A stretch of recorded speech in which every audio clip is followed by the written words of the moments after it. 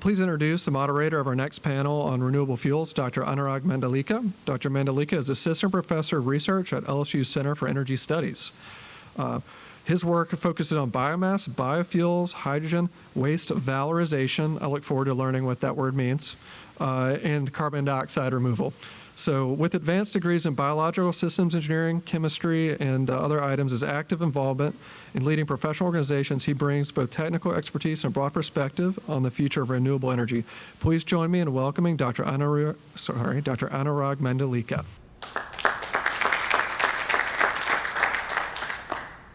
Well, good afternoon, everyone. Thank you for the introduction, Richie. Everyone can hear me, right? I've been accused of not keeping the mic up to my mouth near as much.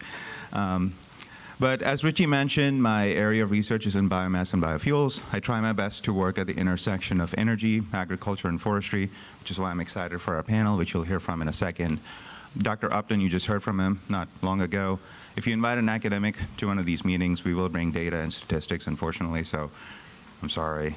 So, a lot of people don't know this, but Louisiana actually does produce quite a lot of biofuels. We actually rank number 7 in the country as far as states go, despite not producing any ethanol or biodiesel in the state. This is our current breakdown of biofuels.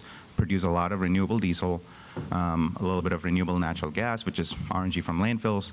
And we also produce what's called densified biomass fuel, which is basically pellets made from biomass fiber. If you've been interested in this space in the state, you will know that there have been lots and lots of announcements of different types of biofuels projects. If all of these went into deployment, we're looking at about a primary energy consumption, or biofuels share to Louisiana's primary energy produce will be about 9%. Currently, it's about 4%. So essentially, there's a doubling of energy produced from biofuels in the state. So let's dive a little bit into renewable diesel. This is kind of showing the trend in the US of renewable diesel production over time. Something happened in 2020 that might have precipitated this. Anyone know what happened around that time period? We had a pandemic, right? It was pretty bad. I know it seems like a long time ago, but it was not fun. And then over that time, basically energy consumption for transportation dropped because people weren't driving as much, which also meant that in the Gulf Coast, Louisiana, Texas, and California, refineries had a lot more idle capacity than usual. And what then they did was start taking in biomass feedstocks and producing renewable diesel as a result to try and make up for that capacity. And they were selling these into a certain market. Anyone want to guess where all these fuels are going to? California, I think I heard that. So the low carbon fuel standard in California is really incentivizing a lot of biofuel production. It's also Oregon and Washington states. Those are the primary consumers of these fuels. They're produced in Louisiana, Texas, but they're all used in the western United States. This might not be new to this audience, but renewable diesel is quite different from biodiesel, right? We all know that, but a lot of people get it confused. I kind of think about like Matt Damon and Mark Wahlberg. They look and sound similar, but they're very different entities. So kind of the same story. But the feedstocks are sort of similar. You can use a similar kinds of feedstocks to make both fuels. This is the current breakdown for the US average of how you produce renewable diesel. The majority comes from soybean oil. That's the chief ingredient that goes into producing renewable diesel. The second feedstock is used cooking oil, waste fats, et cetera. And then finally, a little bit from corn oil. If you talk to people in the industry, there are efforts to start going from what are first generation feedstocks or fuels such as such as soybean oil into more lignocellulosic type feedstocks, which are second generation. Algal fuels, which are third generation, and utilizing CO2 to get a lower carbon intensity associated with producing that fuel. So that's kind of where this is all headed. I just mentioned to you at the beginning that we're looking to grow from about 4% of our biofuel contribution to primary energy produced in the state to about 9%. So where's that extra biomass going to come from?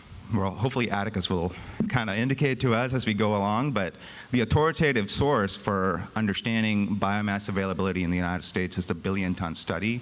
Some of you might have heard of it. It first came out in 2005. It's a joint project between U.S. Departments of Energy and Agriculture under the Bioenergy Technologies Office. Basically, the crux of the study was there's 1 billion tons of biomass available for harvest sustainably each year in the United States. It's been revised a few times. The latest iteration came out last year. is called BT23, or billion ton 23. And if you look at the data for Louisiana, this is sort of what the breakdown looks like. There's near term, which is basically the category where there's biomass that's currently being unused, but might be available for use in the next 5 years. And then there's a mature market sort of forecast given moderate market pull and supply push. And in that scenario, which is shown in yellow, it's projected that a lot of the biomass is going to start from dedicated energy crops, both herbaceous and woody. Herbaceous energy crops include stuff like switchgrass, miscanthus. Woody energy crops come from hybrid poplar, other short rotation woody crops, et cetera. There's also stuff like ag residues and forest residues, which we'll talk about a little bit in today's panel. But that's the whole idea, and that's where my research is focused right now, is how do you bridge this gap? You're forecasting a scenario that doesn't currently exist. What would the bridge look like to get there if we want to achieve this biofuel deployment? And we're not talking environmental concerns, of which there are many, but this panel is more focused on both the finished fuel, which is represented by Troy, and then what the feedstock scenario looks like, which hopefully we lean on Atticus for that. And to look at this complete analysis, I invite you to look up our white paper. It's on the Center for Energy Studies website. Please take a look at it. If you have any questions, let me know.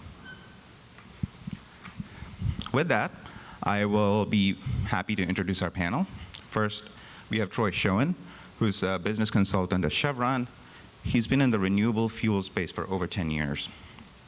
Troy currently leads efforts in Chevron's strategic efforts to promote the use of renewable diesel and biodiesel in the fleet, rail, and marine sectors. Troy holds a master's in business administration from the University of Iowa, in addition to bachelor's degrees in journalism and communication studies. He resides in the rural community of Huxley, Iowa, which not too far from Des Moines. That's right. And then I also want to introduce Mr. Atticus Finger. Atticus is the Director of Research for the American Sugarcane League, which is a commodity group for Louisiana sugarcane industry. As Director of Research, he is involved in late-stage sugarcane variety development, distribution of new varieties to the commercial industry, and overall making sure that the research needs of the Louisiana sugar industry are being met. Atticus holds a master's in soil plant and environmental sciences from LSU, go Tigers, in addition to bachelor's degrees from both forestry and wildlife conservation from Louisiana Tech University. Atticus currently lives in Houma, Louisiana. So with that, I invite both Troy and Atticus to maybe spend a little time in talking about what your day-to-day looks like, what your exposure to biofuels and decarbonization has been. So take it away. Terrific. Yeah, I think you all start, if that's all right. I think I have a PowerPoint presentation here. Yeah, here we go. I might actually stand up, too. How many of you have used renewable diesel before? Oh, man, one is all. So I think that's kind of the whole reason for the discussion here today is to talk about here is something that's produced in the state of Louisiana but isn't used here today. So how do we bridge that gap, and how do we have more of renewable diesel used here in the state of Louisiana? I started with a company called Renewable Energy Group over 10 years ago, and I started in a marketing role at the organization. The very first job I was given was to try to figure out how to sell renewable diesel in the state of Louisiana. We had this really large renewable diesel plant that was producing in Geismar, Louisiana, which is a stone's throw away from here in Baton Rouge. And we weren't exactly sure where this fuel was going to go. This was just at the start of the LCFS program in California.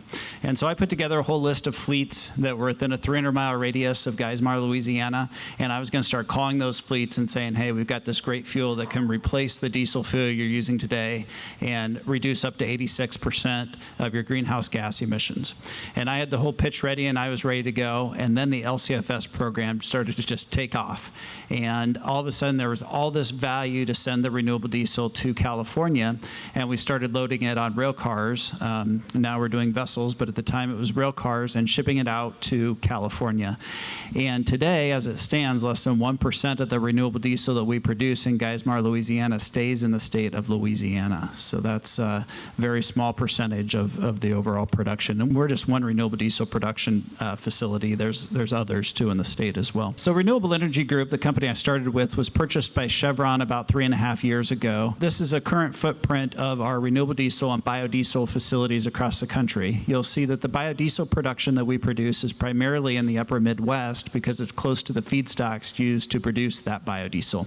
We do have one outlier, which is a plant up in Seattle, Washington. It's actually our largest biodiesel facility. It's a 100 million gallon a year nameplate capacity facility, and that uses canola oil that we historically have purchased from Canada, but got a lot more trickier with the tariff situation. So that plant has become a bit more challenging at the moment. And then we have 2 biodiesel facilities in Europe as well.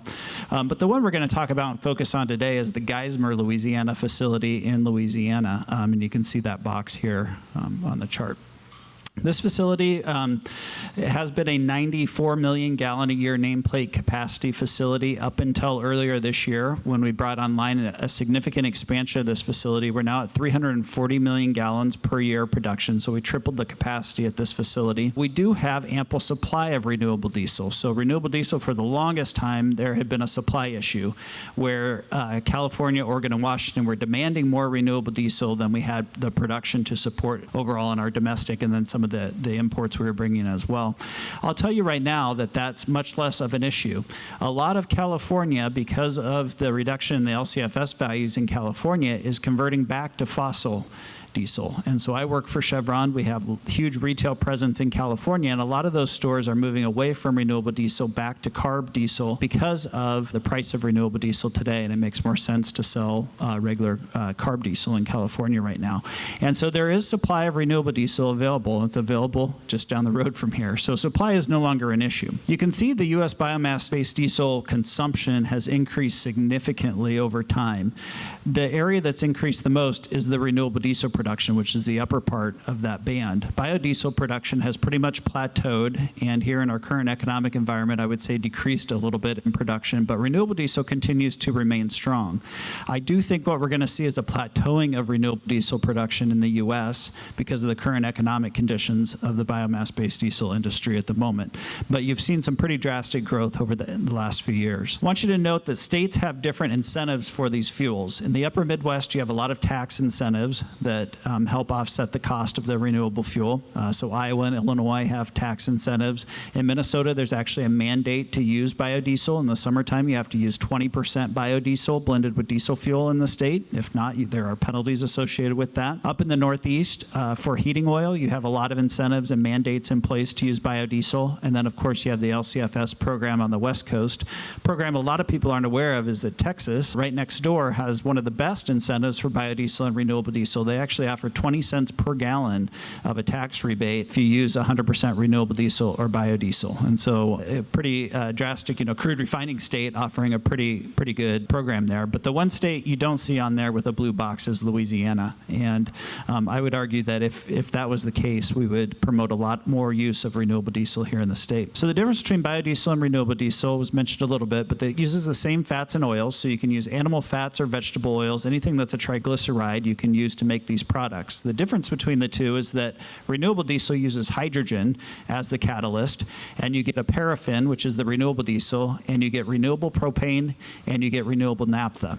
Today, our renewable propane is being sold into the state of California, primarily used in forklifts there, because when you can use it in transportation fuel, you can generate a RIN, which creates additional value for that product. So most of our renewable propane being produced at Geismar is going to California for use in forklifts.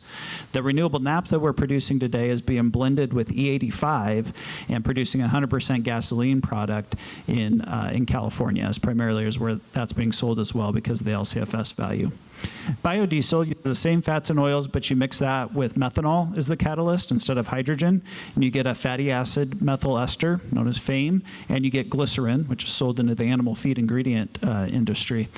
The big difference between the two is that renewable diesel has the same specification diesel fuel. So D975 is the ASTM specification for diesel fuel. Renewable diesel uses that same specification, so it's known as a drop-in fuel. You can replace diesel fuel with renewable diesel without any modifications at all to engine or equipment or anything like that. Biodiesel, on the other hand, is an oxygenated fuel, so it has a different ASTM specification for it. So you can only use it blended with diesel fuel unless you have some sort of technology like the Optimus technology that Mike talked about earlier today. So that's kind of the difference between the two products. I'm going to go through a few of those slides kind of quickly to keep us on track, but this is an important slide because this shows the engine emissions reductions of these fuels, and the benchmark is regular diesel fuel, not carb diesel. It's actually EPA diesel is the benchmark on here, and the percentage bar is the percent of reduction of these various emissions as a result of using these fuels. You see the best reduction you get is when you actually blend renewable diesel with biodiesel. So if you can blend those two fuels at a 50-50 rate, you actually get the best reductions overall. But you can see pretty significant reductions across the board for all of these various components. The one exception is kind of NOx with biodiesel. That's always kind of been an issue, especially in California where it has some rules against it. But outside of that, both fuels are great for the reduction of emissions. So renewable diesel, I said that the supply is available. The challenge is that it's costly. It costs more than diesel fuel to use renewable diesel. At the end of the day, the cheapest form of energy is going to be diesel fuel. It's a built-up industry. The supply chain's there. Crude is extremely cheap, especially right now. It's easy to refine. It's the cheapest form of energy. So if you want to decarbonize, only one of two things has to happen. Number one, you have to pay more for it because you have a commitment to do it, because you have customers who are demanding it, because you have a public that's demanding it. Or two, that there's either federal or state incentives that offset that cost and help it be cost feasible against diesel fuel. So you need those things in place in order to have the demand for renewable diesel. So you can get renewable diesel anywhere. You're just going to pay more than diesel fuel price for it, because outside of the LCFS markets where you don't have that state incentive in place, it's going to cost more for the fuel. So what will help us get there? So there's kind of three things. There's two federal programs and one kind of state level program that I'll point to.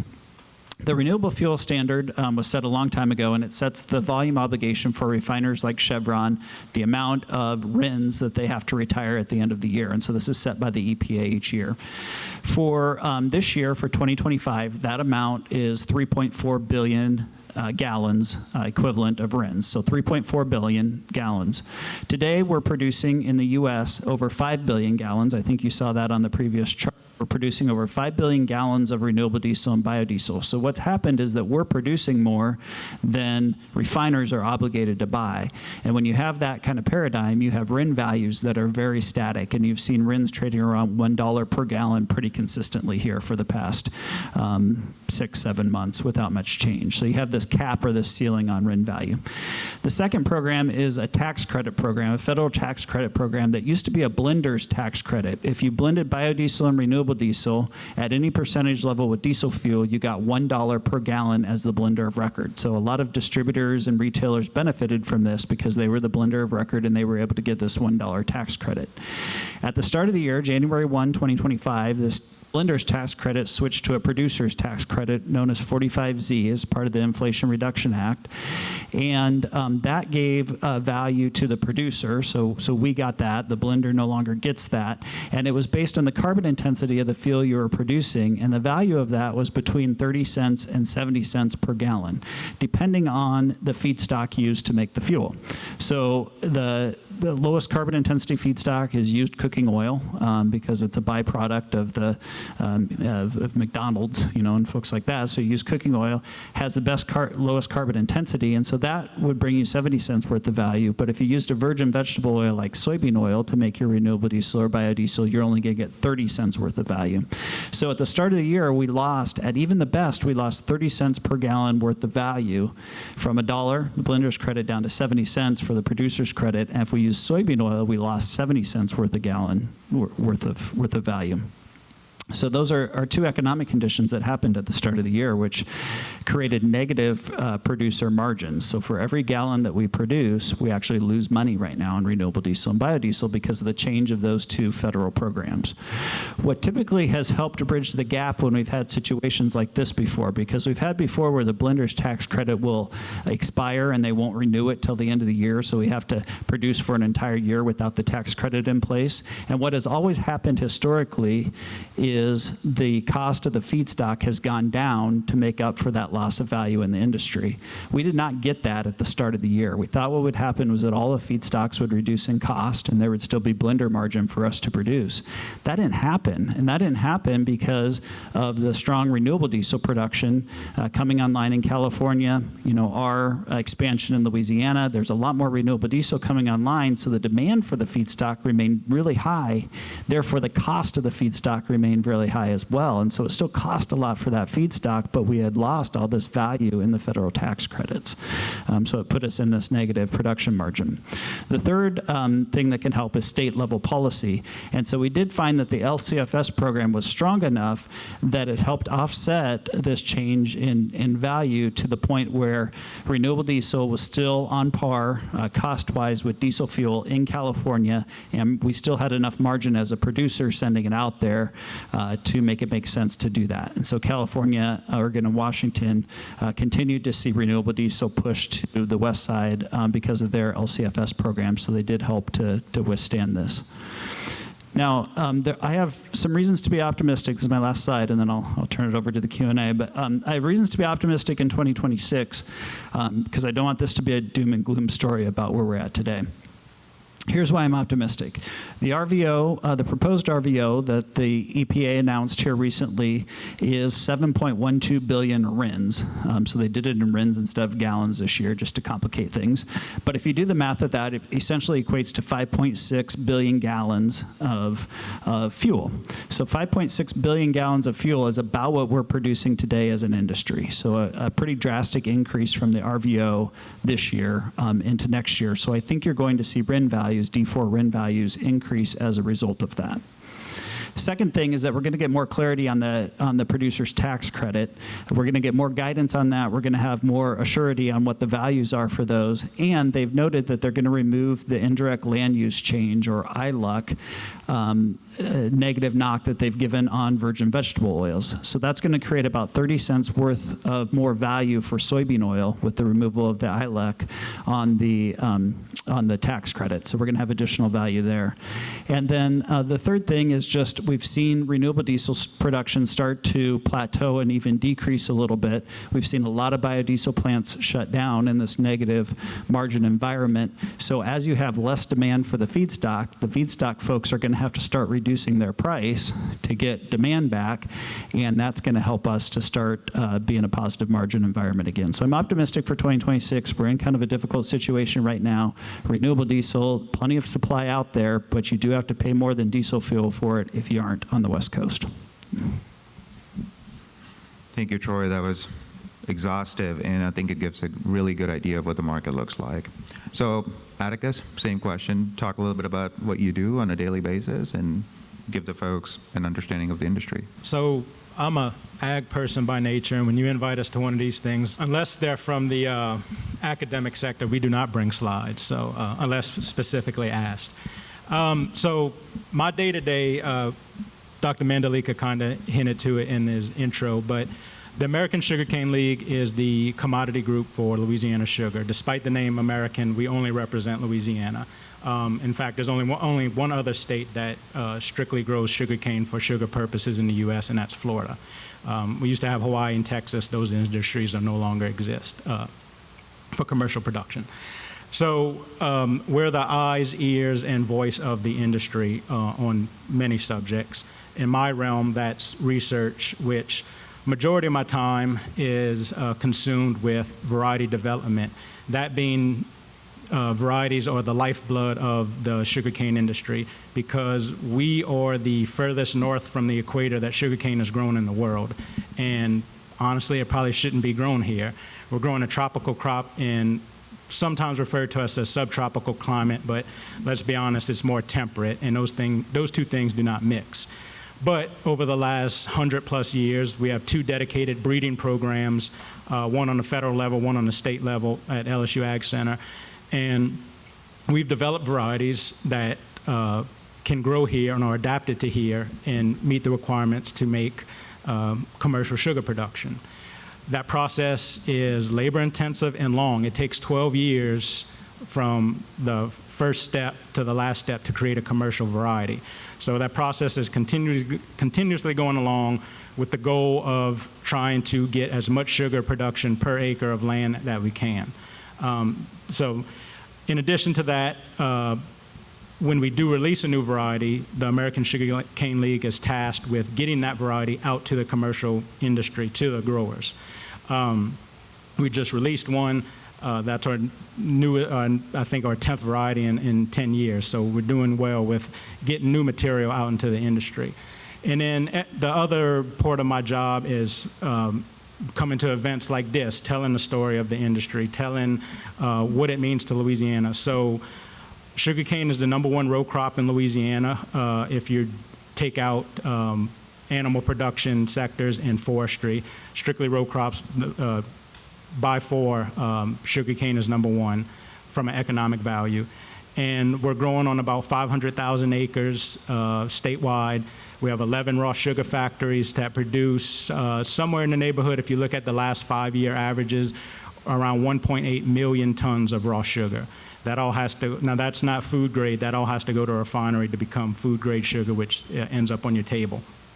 From that, to get to that 1.8 million tons of raw sugar, it takes about, if you look at the last 5-year average, anywhere from about 17.5 or 15 to 17 million tons of raw material. So we're bringing anywhere from 15 to 17 million tons of cane to the factories to be processed into 1.8 to 2 million pounds of raw sugar. So yeah, that is a lot of my day-to-day. Thank you, Atticus. So I'm going to turn to Troy. My first question to you will be, what sort of a business consulting pitch would you make to fleets? How should they think about incorporating renewable diesel into their decarbonization strategies, and yet speak a little bit about Chevron's role in that? Yeah, so I would say that renewable diesel, the good thing about renewable diesel, and look, I was at this conference, I think 4 or 5 years ago, and I'm thankful that Ann invited me back here to speak again today. But out at the Ride and Drive this morning, I saw a lot of technology changes over those 4 or 5 years since I was here last time. I also heard stories about adoption of these technologies and the advancement over those 4 or 5 years. And it's really exciting to see. And I think of all of us as being in the same industry. So I don't see us as competing against each other. I see us in the clean fuels industry. And the goal is to promote clean fuels across the board out of all of these technologies. And it's going to create all of them. It's going to need all of them to get where we want to go. And so I see renewable diesel as a piece of that. The good thing with renewable diesel is that the cost may be more per gallon, but there is no capital expense or any kind of changes or modifications that need to be made on trucks or equipment to use it. You can start using it tomorrow. It can be dropped into any fuel tank on a vehicle. It can be dropped into any storage tank across the country. I truck renewable diesel to Indiana, Kansas, Ohio, all kinds of crazy places from Geismar, Louisiana, and drop it into regular tanks, and they start using it in their engines tomorrow and start decarbonizing tomorrow. So it's a very easy product to use. The challenge I've found is that there's kind of two people at fleets. There's the sustainability group, and then there's the fuel buying group. And the fuel buyers are incentivized to reduce the cost of fuel, more so now than they ever have been, right? Economics are extremely important right now. The sustainability people are incentivized to improve the sustainability of their fleet. And those two are at odds to each other. And it's a lot easier for companies to get a CapEx expense approved to say, hey, we need 10 new electric trucks. And it's a lot easier for them to get that approved because it doesn't hit their fuel buyer's budget than it is to get $1 a gallon more fuel, renewable diesel, over a year purchases. So that's kind of the challenge of renewable diesel today, as I see it, is it is more expensive than diesel fuel, and it hits kind of a different budget than the CapEx budget, but it also is the easiest and quickest way to decarbonize. Thank you. To Atticus, and I hope my question will also answer Richie's question of what the heck does valorization mean? And basically it just means adding value to something that is currently undervalued. We just turned it into a process and gave it a fancy name just to look important. But anyway, to Atticus. So feedstock is extremely critical when you're talking about biofuels. And I know you kind of held off on mentioning the B word in your in your introduction, so this is your opportunity to do that. So tell us a little bit about potential feedstock available from the agriculture industry as a whole, and maybe sugarcane in particular.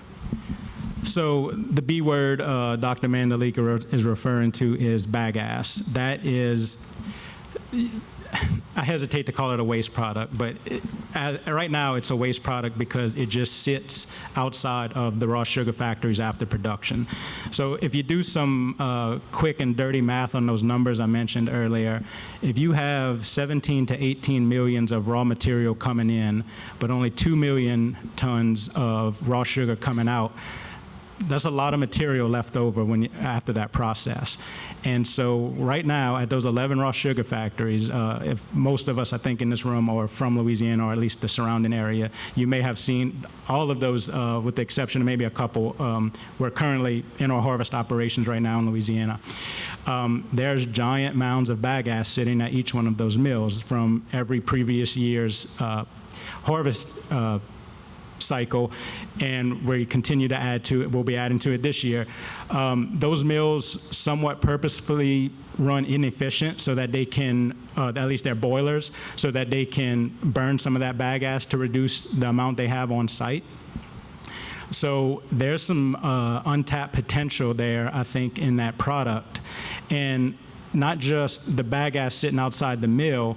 When we're harvesting those fields, there's somewheres in the neighborhood of 3 to 4 tons. If you ever seen a harvest operation, it's violent, and there's a lot of material flying out the back of those combines. There can be as much as 3 or 4 tons of material deposited on top of the field post-harvest, and a lot of times all that stuff gets burned, and that's those big plumes of smoke that we see go up and is unattractive, especially in more urbanized areas. And so that's another potential source that if we don't have to light that match, trust me, no farmer wants to do that. And so if that's another source of potential feedstock that the ag sector could contribute to biofuels, trust me, we'd be all about it. There's some issues with the stuff in the field as far as getting it out, but we can talk about that in depth later. But yeah, so that bagasse just sitting outside the mill is an untapped resource. We get calls or inquiries all the time at the American Sugarcane League, the individual mills, from research groups or different entities that think they have the solution to make that pile disappear. The problem is, and I hope I'm not getting ahead of myself, Dr. Mandalika, but the problem is that stuff is a lot of fluff. It's not dense, and it's hard to move. So when you have these companies on the East Coast or West Coast or in the Midwest that want to do something with it, when they start putting pen to paper and realizing what the cost would be to transport all that material somewhere else outside 10 miles plus, all of a sudden the economics goes out the window and it just doesn't make sense anymore. So I think in order for, at least from a sugarcane standpoint, to make bagasse more attractive as a feedstock, there would have to be some sort of regional grouping with some of our mills to provide their leftover bagasse every year to one entity, I think, to make it worthwhile for that, economically make it worthwhile for that group to produce something. Thank you. I think you basically illustrated the challenge in going from a first-generation feedstock to what would be a second-generation feedstock. It's mainly the economics, and that is not just very dense, and that makes it extremely challenging to valorize it. Richie? So can I ask a follow-up, Atticus? Can you share some insights? You talked about this being a waste product, even though you don't want to call it that. But is there a financial burden associated with that? Can you talk a little bit about logistics of bagasse? Yeah, so you hesitate to call something a waste product. It's maybe I should say call it like a research potential, because there's potential there to do something with. But that outside of those mills, that bagasse pile is occupying usable ground where normally we could have sugarcane production there instead of storing this bagasse. You need equipment to move that bagasse around. Some locations are landlocked to where they don't have enough excess acreage around them to be able to store this stuff. So they're moving it off-site just a couple of miles down the road, again, taking up valuable land that could be going into something else. And so it becomes burdensome at that point by taking up land, using resources for the mill to move it. These piles, they're an eyesore for some places. On rare instances, they can combust, so there's environmental issues in that aspect. So yeah, right now it's a financial burden to some of these mills in a sense that they need to take care of it. So, thank you. I'm going to pivot to you, Troy. In your talk, you kind of alluded to shifting policies and some uncertainty associated with it. In light of that, how would you advise fleets on de-risking operations using renewable diesel as a carrier? Yeah, I think I'd point to a couple of things. Number one is that I think it's going to be de-risked a little bit on its own, just from the standpoint of it. We're going to have supportive policy here in the year ahead, and so that will help people to make better decisions around what they're going to invest in as far as clean fuel.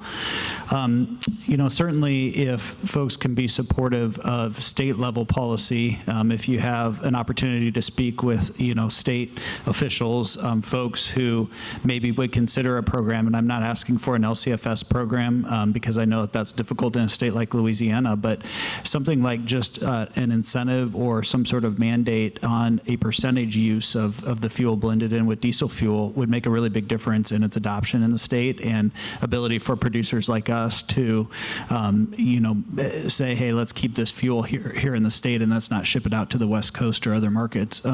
So I point to all of those, and then just back to the fact that there's not a lot of investment needed to start using this fuel, so there's not a lot of risk associated with it. You can start using it right away without any kind of capital expense up front. So it's kind of de-risked itself from that standpoint, in that it's just a direct replacement for diesel fuel. Looking back at you, Atticus, if you had a crystal ball and you're going to look at 5 to 10 years into the future, what sort of collaborations does the sugarcane industry need to engage in or participate in to achieve some level of circularity, especially with the problem of the feedstock? And you mentioned that it's hard to use this feedstock to produce a finished product, but there's clearly an appetite there, especially given sound policy. So if you were to look into the future, how would you tackle this issue, and what sort of relationships you'd want to build?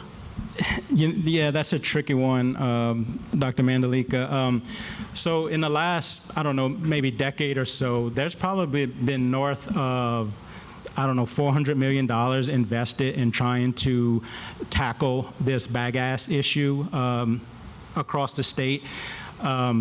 Right now, out west in our western sector of the industry, there is a Delta Biofuels, which is taking this bagasse, pelletizing it, and it's being used for a fuel pellet. It's being shipped overseas. There was something out in near the Raceland mill that has since stopped production. I forget exactly. They were going after some of these oddball components left in that bagasse. And then out on this side in White Castle, you have a plant that is taking that bagasse and trying to turn it into biochar, which seems to be one of the more promising ones and has gained a little bit of traction just because the bagasse material as a feedstock itself it's dirty because of the nature of our harvest. It's not a consistent, clean material. That causes all kind of issues in itself. And so at least with the biochar, those don't limit them as much as say in the production of a biofuel where you kind of really need to clean that stuff up. So in 5 to 10 years, that's a difficult one to answer because just in, like I said, in that last decade, how much money has been invested into trying to solve this bagasse issue, yet that pile of bagasse still remains outside of all 11 of those mills. And so I'm not sure what that looks like. We're willing to put the research efforts there if the right opportunity comes along. A lot of these mills are skeptical when somebody calls because they've seen this time and time again. that somebody has come to the door and said, I can get rid of this for you. And again, we're still dealing with the same problem 20, 30, 40 years later. So I don't know. It's going to take a major research effort. I'm not sure what that looks like. I'd like to see it in a biofuel type situation because, so we recently had a project where they were looking into taking some of that bagasse and mixing it in asphalt. And so talk about circularity. If I could ever see a truck going to a mill on a road paved with bagasse being powered by diesel or some sort of fuel that came from bagasse, I think that'd be pretty cool. But I think we might be a little bit longer, 5 to 10 years, but hopefully not that long. So I would say a mixture of cautious optimism and healthy skepticism. Yeah. Sounds fair. So Troy, similar forward-looking question to you. How do you see fleets evolving with renewable diesel? Do you maybe necessarily see it as a bridge towards electrification or even hydrogen, or are you more measured in your perspective? Yeah, I think it most likely is a bridge fuel. It depends on, I think, your stance on where electrification is headed. If it is going to go, on the heavy-duty side by 2050, then it becomes a bridge fuel. Until then, each year, each month, fleets delay in using a renewable fuel and just continue to use diesel fuel as more and more emissions building up in our environment. And so the quicker they can use some of these technologies that are already available, the better. And so I think renewable diesel, when I look over 5 to 10 years, I think the adoption of renewable diesel is going to be greater. I think you're going to see it make its way outside of the West Coast and be more prevalent across the U.S. I think you're going to see a few states adopt LCFS programs that are maybe outside of the norm.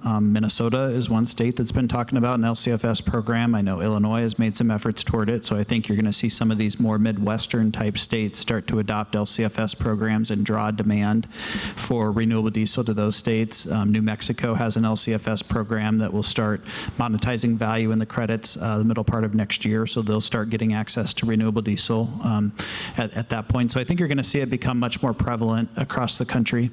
I also think you're going to see a rebound of biodiesel. Biodiesel is always going to be the cheapest form of decarbonization. Biodiesel is way cheaper to produce than renewable diesel. And when you have technologies that allow fleets to run on 100% biodiesel, so replace all of their diesel fuel with biodiesel, I think that this is a great opportunity, and I think you're going to see biodiesel adoption gain, and those facilities that are still operating and around are going to be providing that fuel. And so I think there's a runway here in this middle, as Mike said, kind of messy middle component where these fuels are going to be very important to that fuel mix. Thank you. I'm really glad you mentioned biodiesel again. Another sister fuel to renewable diesel, if I can call it that, would be sustainable aviation fuel, and there's quite a bit of momentum there. Maritime fuel is another case where that could lead to, and maybe using feedstocks such as bagasse into this. And Louisiana actually is in a very unique position to play a big role, given that the Mississippi flows right through us. We've got feedstock, we've got the refineries to produce the fuel. So cautiously optimistic, back to what Atticus said, hopefully that there does result in some kind of deployment. Again, LSU is not in the business of making predictions or putting bets on things, but we're hoping that that's what the future might look like. So